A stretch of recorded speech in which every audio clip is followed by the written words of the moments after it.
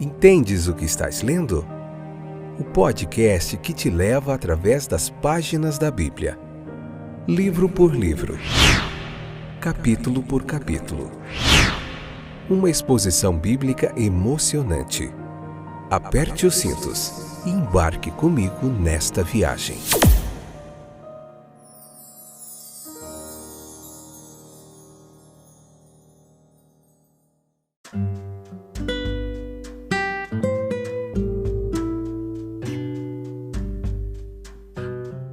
Olá, estou de volta, tudo bem com vocês? Eu sou o Fábio e esse é o nosso podcast Entendes o que estás lendo?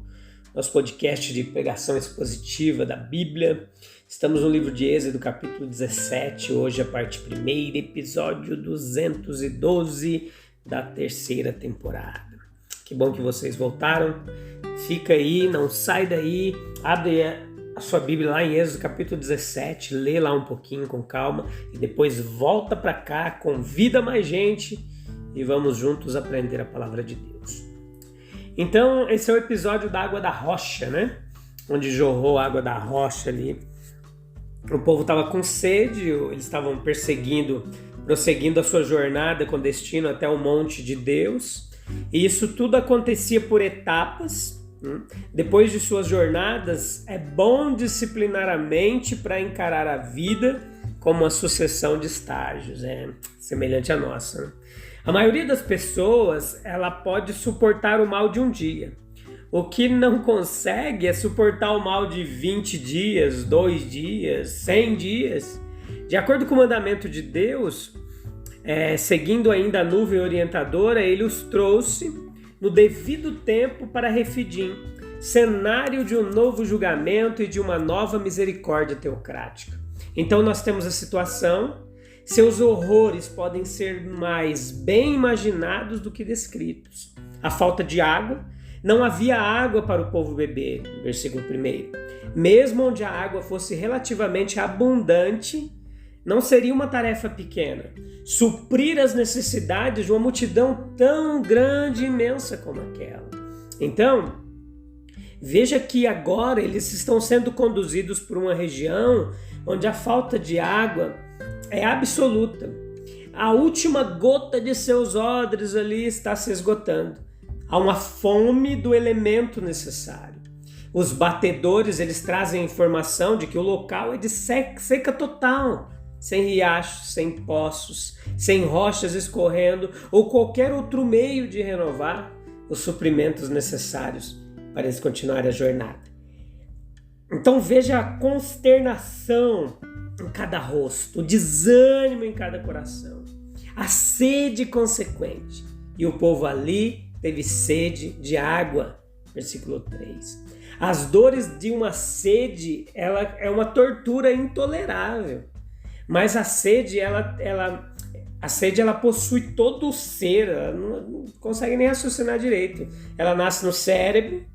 Foi observado que tenho sede, foi a única expressão, lembra? De Jesus na cruz, a única expressão de sofrimento corporal arrancado dele. Então Deus ele leva esse povo aqui de Israel a uma situação em que eles não apenas experimentaram uma sede aguda, mas também fizeram com que sentissem que em seu doloroso aperto a natureza não podia fazer nada por eles.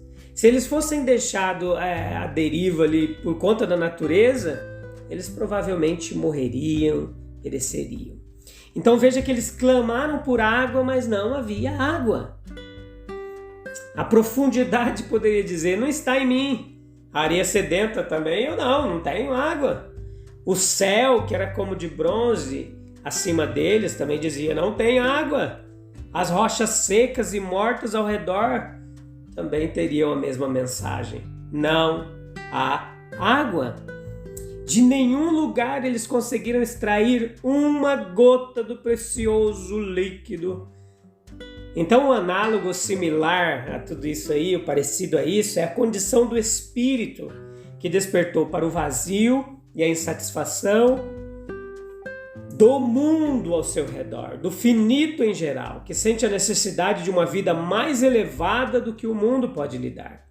Então, na natureza renovada, torna-se definitivamente sede de Deus, sob a convicção de pecado, especialmente a sede de perdão e santidade.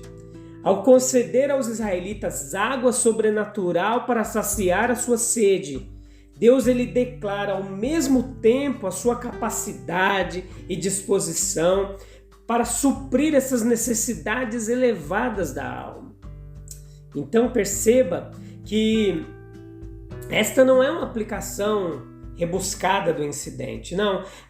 Antes a palavra que foi dita aos israelitas lá em Mara foi: eu sou Jeová que te sara, Êxodo 15, 26. E isso deu a eles uma chave para a interpretação de toda essa série de fatos milagrosos, acontecimentos milagrosos que estão ocorrendo. Então nós não podemos dizer até que ponto eles a usaram, mas a chave está lá. Assim como em Mara, a cura das águas era um símbolo da verdade, de que Jeová seria seu curador não somente ali, mas em todas as esferas de sua existência, como o dom do maná, que era o tipo e o penhor do dom daquela comida que dura para a vida eterna. João 6,27. Então, assim, no caso diante de nós, era a água da rocha, essa água sobrenatural, um emblema, símbolo de um suprimento em Deus para a satisfação da sede espiritual. E uma promessa ao seu povo de que esse suprimento, ele seria realmente disponibilizado para os seus desejos. Então, do versículo 1 ao 5, nós vemos a crença, o comportamento do povo, fazendo todo o necessário ali, o subsídio para a sua dolorosa necessidade. E mostrou quão pouco eles tiraram proveito das experiências passadas, da bondade de Deus. Então, o que acontece aqui? Eles repreenderam a Moisés, isto é, eles o culparam, repreenderam, reprovaram e censuraram-no por tê-los trazido para essa situação infeliz. E quão irracional era isso, repreender Moisés, quando eles sabiam que em cada passo pelo qual ele os havia conduzido, Moisés estava apenas cumprindo a ordem de Deus. Ele era com os arranjos de Deus que eles estavam brigando, não com os arranjos de Moisés. Mas é geralmente dessa maneira indireta que a murmuração contra Deus e a rebelião contra sua vontade, elas são realizadas. Por causa dessa repreensão do povo, o lugar foi chamado Meribá, no versículo 7. Eles pediram a Moisés o impossível e eles disseram: dá-nos água para beber, no versículo 2. E aqui estava mais irracionalidade. Eles sabiam muito bem que Moisés não poderia lhes dar água. Não havia ninguém para lhes dar água. Provavelmente eles queriam dizer que ele deveria suprir suas necessidades por milagre. Nesse caso, o espírito de sua exigência era totalmente impróprio. Eles se dirigiram a Moisés e não a Deus. Eles deveriam ter se dirigido a Deus, mas não o fizeram. E eles não pediram a água de maneira apropriada, mas a exigiram violentamente. A exigência foi feita com espírito de incredulidade. Isso fica evidente no versículo 7, que eles tentaram ao Senhor, dizendo: está o Senhor no meio de nós ou não? Então eles não acreditavam que a água ela poderia ser fornecida para eles. Eles insultaram Moisés com o propósito de matá-los. E essa foi mais uma revelação da sua incredulidade. 2 vezes, em ocasiões anteriores, eles fizeram a mesma reclamação ostensivamente contra Moisés e contra Deus também, em Êxodo 14, em Êxodo 16. E por 2 vezes Deus lhes mostrou quão infundadas eram as suas suspeitas mesquinhas. Ele os salvou dos egípcios, ele lhes havia fornecido pão. Eles não podiam agora confiar nele para abastecê-los com água? Talvez, como o escritor observou, se a combinação de circunstâncias ela fosse exatamente a mesma diante seus corações talvez não teriam falhado. Mas quando as combinações de circunstâncias são exatamente as mesmas, isso, no entanto, era parte do desígnio de Deus, que era revelar os israelitas a si mesmos e mostrar-lhes a força desse coração mau de incredulidade dentro deles, que sempre os levava a se afastar do Deus vivo. E nós também temos uma igual necessidade de tomar cuidado com o nosso coração. Eles foram apedrejar Moisés. Versículo 5, Moisés fala: como alguém levado ao fim de seu juízo pela irracionalidade e violência da turba ali, da massa, né? Então ele fez, no entanto, a coisa certa. Ele se dirigiu a Deus em seu aperto. E aí acontece a libertação. Versículos 5 e 6. Deus, como antes, concede um suprimento para as necessidades do povo, ao trazer correntes de água da rocha para eles, fazer com que as águas corressem como rios. E ele mostrou quão devassos e ingratos haviam sido suas suspeitas dele, e quão tolamente eles tinham limitado o poder de Deus. Então perceba aqui alguns insights ocorridos aqui, e anota aí no seu caderninho. A bondade de Deus nesse dom e nesse presente. Isso foi muito marcante quando nos lembramos de quão cedo o povo havia esquecido as obras poderosas que foram feitas anteriormente. Perceba também que a água foi dada sem repreensão, exceto de fato como foi em si a mais incisiva de todas as repreensões da incredulidade dos murmuradores. Eles haviam repreendido Moisés, mas Deus em troca não os repreende. Ele mostra que ele é misericordioso também, em meio à sua justiça, e procura vencer a injustiça deles, derramando sobre eles benefícios que eles nem merecem. Ele não lhes devolve mal com mal, mas procura vencer o mal deles com o bem dele. É a mesma bondade que vemos no Evangelho. Deus procurando nos conquistar pelo amor, por meio de um presente abundante. Todas as alusões das Escrituras a milagre confirmam essa ideia.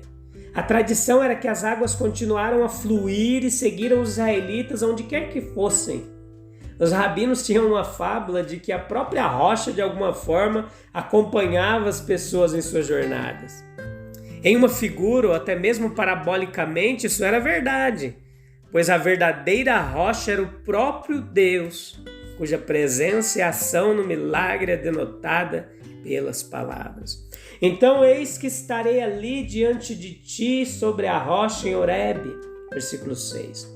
Provavelmente foi no sentido de parábola que os rabinos usaram a expressão. Então, a forma do presente, isso deve ser observado com atenção por mim, por você e por nós. Veja que os anciãos deveriam ser tomados como testemunhas daquela transação. Isso denotava que no que ele fez, Deus estava olhando além do suprimento imediato das necessidades corporais daquelas pessoas. O objetivo era, claro, garantir para a posteridade um relato devidamente autenticado do milagre. Isso nos sugere o quão longe estamos ao acreditar nas Escrituras de confiar em fábulas engenhosamente inventadas. Deus, ele se esforçou para que suas obras poderosas não careçam de autenticação contemporânea. Cristo, da mesma maneira, garantiu a transmissão à posteridade de um relato fiel de suas palavras e obras, designando 12 apóstolos. E a orientação para a nomeação de testemunhas formais, sem dúvida, tinha em vista o caráter do milagre como penhor e tipo de bênçãos espirituais. Como mitos, esses milagres ainda podem nos sugerir certas ideias espirituais, mas o seu valor desapareceria como atos divinos, prometendo positivamente a plenitude divina para o suprimento de toda a necessidade daqueles que são chamados filhos na fé. Moisés deveria operar o milagre por meio da vara, aquela mesma lá. E a vara aparece aqui como símbolo da autoridade com o qual Moisés foi investido e também como veículo de manifestação do poder divino. O caráter pessoal de Moisés, ele afunda nesse milagre o mais próximo possível. Deus está diante dele sobre a rocha, é tudo em todos na divisão dela e na doação da água. Deus é tudo, Moisés nada. A rocha deveria ser ferida. Então a distinção feita entre este milagre e aquele lá em Cádiz, no 40º ano, onde a pedra era apenas para ser falada, mostra conclusivamente que o ato de ferir era para ser algo significativo apenas. O ferimento foi primeiro uma abertura do caminho para a passagem das águas, que de outra forma não teriam jamais ocorrido. Mas em contraste a isso, no milagre posterior, com a renovação do que era praticamente o mesmo suprimento, Deus claramente faria com que as pessoas reconhecessem uma continuidade no suprimento de água em diferentes estágios da jornada. A rocha externa, ela se fundia na espiritual e invisível, de onde o suprimento realmente veio e que estava com eles em todos os momentos e lugares. Mas isso não é o todo. O fato singular que permanece, que a rocha deveria ser ferida e ferida com a vara com a qual ele feriu o rio. Em outras palavras, o caminho deveria ser aberto para as águas por um ato de violência, o ferimento aqui, como no caso do rio, quase necessariamente sugerindo julgamento. Então, se houvesse de fato nisso alguma alusão típica ao modo real em que as águas vivas deveriam ser dadas ao mundo, ao ferir a rocha de Cristo, deve ter permanecido um enigma, até que profecias posteriores e finalmente o próprio evento lançaram luz sobre isso. Beleza? Vamos finalizando por aqui. Eu te espero no próximo episódio. Nós vamos continuar meditando neste capítulo 17 do livro de Êxodo. Um abraço, fique com Deus, até breve, tchau, tchau.